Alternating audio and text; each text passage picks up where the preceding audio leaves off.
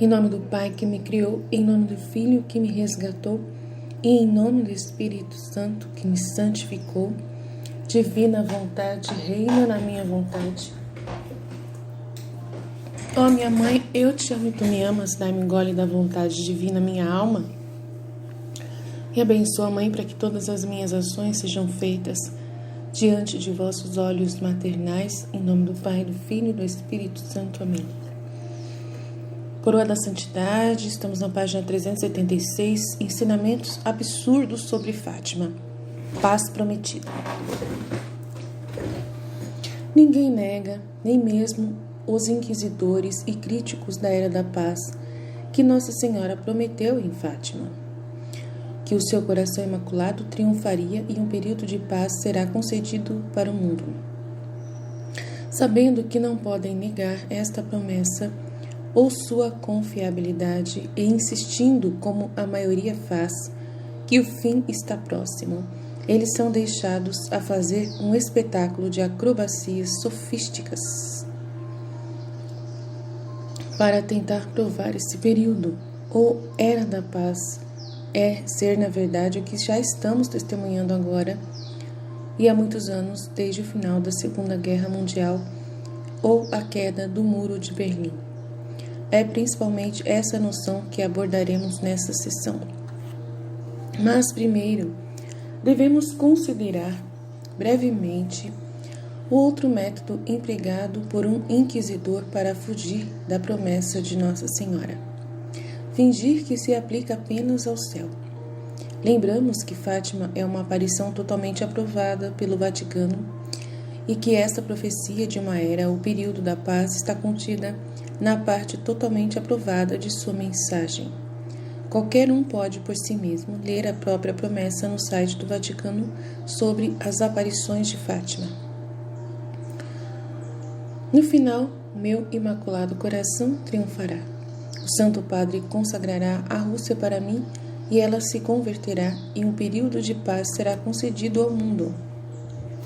Agora o inquisidor, com o qual lidamos na sessão anterior, realmente citou isso em sua tentativa de refutar a promessa de Nossa Senhora, mas ele apenas citou a primeira frase. Em nenhum lugar do livro inteiro em que ele apresenta esse argumento contra a promessa de paz de Nossa Senhora no mundo, ele citou a parte em negrito da citação em que Nossa Senhora promete um período de paz, o que significa que não pode ser uma referência à eternidade para o mundo, mas sim para o mundo, né? Talvez seja difícil acreditar que, ao tentar provar que não haverá era temporal de paz, um autor católico chegaria ao ponto de simplesmente omitir e ignorar completamente a clara indicação de Nossa Senhora de que haverá um dado por ela apenas momento após suas palavras que ele fez escolha de citar. Por mais difícil que seja acreditar, esses são precisamente os tipos de táticas nos quais os críticos da Era da Paz confiam numa tentativa desesperada de ter suas escatológicas especulações levadas a sério por um pouco mais de tempo. Tendo omitido completamente o que é essencial para entender a mensagem de Nossa Senhora, ela passa a argumentar que a frase "no final" é realmente apenas uma referência ao fim do mundo. Agora Nossa Senhora disse "no final", diretamente depois descrevendo muitas provações que a Igreja e o mundo sofrerão, guerras, perseguições, etc. Mas nenhum leitor honesto teria qualquer problema em perceber que no final Nossa Senhora se refere ao fim das provações que acabou de discutir imediatamente antes de dizer isso, não jogando aleatoriamente uma referência velada e embaraçosa ao fim dos tempos. Agora podemos voltar ao argumento mais comum entre os críticos da Era da Paz, ou seja, que já desfrutamos a Era Prometida da Paz há algumas décadas.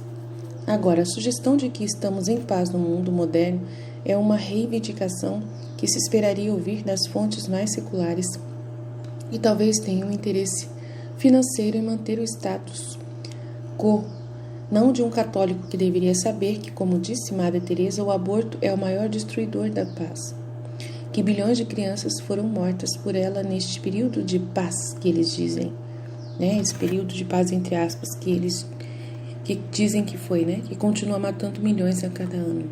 Aqui nos beneficiamos de um famoso e belo discurso proferido do Dr. Peter Criff, no qual ele essencialmente cita um artigo que escreveu para a Crisis Magazine em junho de 1998.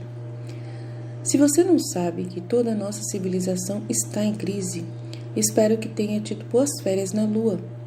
Muitas mentes parecem impressionadas, no entanto, alegremente desconhecem a crise, especialmente os intelectuais, que supostamente são os que mais estão no topo dos eventos atuais. Fiquei estupefato em ler um artigo na capa da Time dedicado à pergunta: por que isso está tudo melhorando? Por que a vida é tão boa hoje? Por que todo mundo se sente satisfeito com a qualidade de vida? O tempo nunca questionou a suposição, apenas se perguntou por que a música no Titanic parecia tão legal. Descobriu-se ao ler o artigo que todos os aspectos da vida mencionados, todos os motivos para a vida melhorar eram somente econômicos. As pessoas são mais ricas. Fim da discussão. Talvez o tempo seja apenas playboy com roupas. Para um tipo de playboy, o mundo é um grande prostíbulo. Para outro tipo, é um grande cofrinho. Para ambos, as coisas estão cada vez mais melhores. Para eles, para o playboy, que vê o mundo como um prostíbulo, e para o pessoal que vê como um cofrinho. A noite está caindo. O que Chuck Colson chamou de uma nova idade das trevas está se aproximando, e seu admirável mundo novo provou ser apenas um velho sonho covarde. Podemos ver isso agora que no final do século do genocídio, que foi batizado de século cristão em seu nascimento. Tivemos profetas que nos avisaram que Kierkegaard, 150 anos atrás, na era atual, e Spengler, 100 anos atrás, em O Decline of the West, e Aldous Huxley, 70 anos atrás, no Admirável Mundo Novo.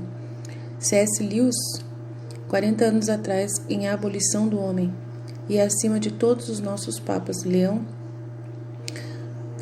XIII, Pio IX, Pio X e, acima de tudo, João Paulo, o Grande, o maior homem do mundo, o maior homem do pior século. Ele tinha ainda mais vergonha do que o Ronald Reagan ousou chamar do império de mal, nos chamou de a cultura da morte. Essa é a nossa cultura e a dele, incluindo a Itália, com a menor taxa de natalidade do mundo, e a Polônia, que agora deseja compartilhar o resto do holocausto do aborto no Ocidente. Nossa. Enquanto isso, faixas inteiras de continente, especialmente regiões da África, Ásia, Oriente Médio e América do Sul, são zonas de guerras literais. Uma das maiores crises migratórias da história está em andamento há muitos anos. A fome está em níveis nunca antes vistos na história, e doenças facilmente curáveis matam incontáveis milhões, enquanto bilhões de dólares são gastos em nações mais ricas em cosméticos. O genocídio de Ruanda trouxe consigo o assassinato a sangue frio por ataque de quase 1 milhão de civis inocentes por seus companheiros civis, e até hoje existem muitos genocídios em andamento, embora nenhuma das potências mundiais que possa impedi-los pareça se importar. E mesmo depois, no final da Segunda Guerra Mundial, houve mais de uma dúzia de genocídios. Os cartéis de drogas em guerra conseguiram transformar áreas geográficas inteiras em zonas de guerra de fato, mesmo que não possuam a qualificação legal como tal. E isso sem mencionar a destruição de centenas de milhões de vidas em todo o mundo, através dos vícios que eles promovem, e nos quais eles lucram. O terrorismo está ocorrendo em todo o mundo, e o ataque mais mortal da história ocorreu em 11 de setembro de 2001. ISIS, Boko Haram, Al-Qaeda, Pastores Fulani e muitas outras entidades têm cometido continuamente atrocidades por esse mal grotesco do terrorismo que podem dificilmente estar descrito. Bilhões de pessoas em todo o mundo vivem sob tiranias de ditadores, mais de 1 milhão ainda sob o comunismo, nas quais seus direitos humanos mais básicos são regularmente violados. A perseguição global aos cristãos tem sido muito pior no século passado do que nunca na história. E não esqueçamos que a grande maioria da humanidade está objetivamente trilhando o caminho para o inferno, vivendo uma vida cheia de pecados graves, objetivos. Virtualmente todo o mundo ocidental sucumbiu completamente à cultura de morte e à ditadura do relativismo, de uma maneira que nossos avós mal poderiam imaginar. A família está em crise e a maioria das crianças, das quais existem incrivelmente poucas, já que a taxa de natalidade da maioria dos países ocidentais caiu para níveis destruidores da civilização, é criada em lares desfeitos, sem pai e mãe casados. O suicídio, a indicação definitiva de uma ausência de paz na sociedade, explodiu para historicamente níveis sem precedentes e se tornou uma das principais causas de morte, a principal causa entre os jovens, que são os mensageiros da sociedade. E agora, o suicídio está se institucionalizando através da eutanásia. O Papa Francisco disse de maneira bem franca, mais do que talvez qualquer outra pessoa, quando disse em 19 de fevereiro de 2019, não acho que nossos tempos sejam melhores que os da enchente, do dilúvio, eu acho, do dilúvio, que também disse que já estamos em uma terceira guerra mundial, expressando, ainda hoje, após o segundo fracasso de outra guerra mundial, talvez se possa falar de uma terceira guerra lutando aos poucos, com crimes, massacres e destruição. É isso que os críticos da era chamam de paz? Mas quem chama o que este mundo teve nas últimas décadas, o período mundial de paz e triunfo do Imaculado Coração de Maria por Nossa Senhora de Fátima, fez uma injustiça muito grande a Nossa Senhora. É verdade, absurdo, falar que a Nossa Senhora falou que esse período é de paz. Vamos terminar esta sessão considerando que ao longo de toda a história da Igreja, o Espírito Santo sempre trabalhou nela, moldando-a, formando-a e às vezes levando-a a novos entendimentos, mesmo que isso signifique mudar de antigos paradigmas que funcionaram bem em seu tempo, mas que não são mais adequados. Nesses momentos de transição, sempre existem aqueles que escolhem ver essa orientação, o que o Espírito Santo sempre faz de maneira suficientemente gentil que qualquer buscador sincero reconhecerá que não é um movimento artificial ou herético, como uma afronta e depois prossegue para dedicar-se a se opor. Na oposição, eles conflitam opiniões comuns com os dogmas da Igreja e depois perseguem o desenvolvimento que Deus está levando à Igreja com todas as armas que encontrarem.